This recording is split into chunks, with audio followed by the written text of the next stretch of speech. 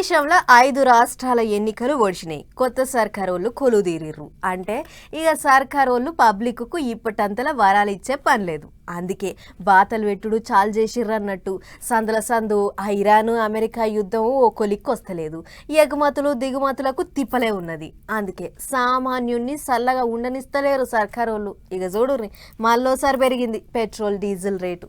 చిట్టెడు పుట్టెడు అయినట్టు అప్పుడు ఇంత ఇప్పుడు ఇంత పెట్రోల్ డీజిల్ రేటు పెంచుకుంటూ పోతేనే ఉన్నాయి ఆయిల్ కంపెనీలు. మొన్న 4-5 దినాల కిందనే దీని మీద 3 దాని మీద 3 రూపాయలు పెంచిండ్రు. ఇక ఇప్పుడు మళ్ళీ 90 పైసలు పెంచిండ్రు. ఇక 10 పైసలకు లెక్కే ఉన్నది రూపాయి పెంచిన కిందికే వస్తుంది అనుకుంటారు జనాలు. ఇట్లా రూపాయి పెంచుకుంటే ఇంత అందరు అనుకుంటున్నట్టు 10 రూపాయలు గిట పెంచుతారా ఎట్లా అని కూడా మాట్లాడుకుంటారు చాలా మంది.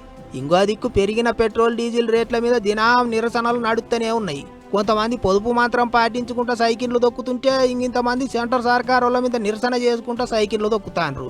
ఇట్లనే ప్రభుత్వ ఇప్పు ఆలేరు ఎమ్మెల్యే బీర్ల ఐలయ్యసారు సోమవారం యాదగిరి గుట్టకేంచి ఆలేరు దాకా సైకిల్ దొక్కిండు. దగ్గర 20 కిలోమీటర్లు బాటెంట పబ్లిక్ ను బలకరించుకుంటా పైడీల మీద కాలేసిండు. ఇట్లా పెరిగిన పెట్రోల్ డీజిల్ రేట్ల మీద దినం ఎవళ్ళ ఓగలు నిరసన చేస్తూనే ఉన్నారు. ఏపీలో ఎర్రజెండా పార్టీ వాళ్ళు అంబులెన్స్ కు తాడగట్టి గుంజిండ్రు. పంక పార్టీ వాళ్ళు తాపకో కాడ పంచాది మోపు చేస్తుండ్రు.